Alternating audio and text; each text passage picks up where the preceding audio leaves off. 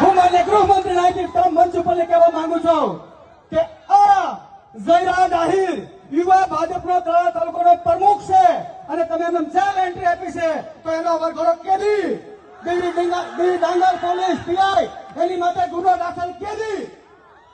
આજે મંચમાંથી તમને પ્રશ્નો પૂછવા માંગુ છું.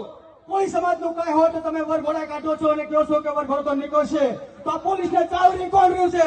જેમને કાયદો ખીચામાં રાખ્યો હોય એવી રીતના કાયદો કોઈ સમાજ સામે ઉપાડ્યો છે એમનો વરઘોડો કરી જ્યાં સુધી દેવી ડાંગરના પટ્ટા ના ઉતારે ત્યાં સુધી આપણે એટલું બેહવાનું છે.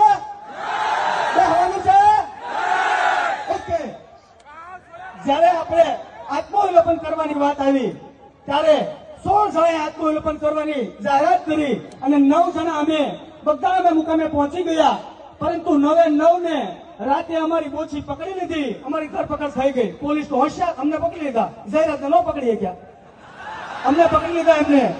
પરંતુ કાર્યક્રમને ફ્રોક ન જવા દીધો હોય અને સુરતથી અમારા મુનાભાઈ શૈલેષભાઈ બંને ભાઈઓને પહોંચાડવાનું કોઈ કામ કર્યું હોય ને તો એ સુરવીર હિરેન વાઘેલા છે.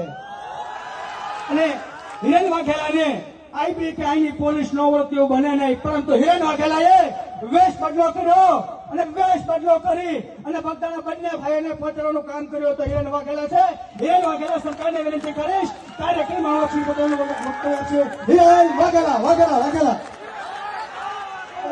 હિરેન વાઘેલા.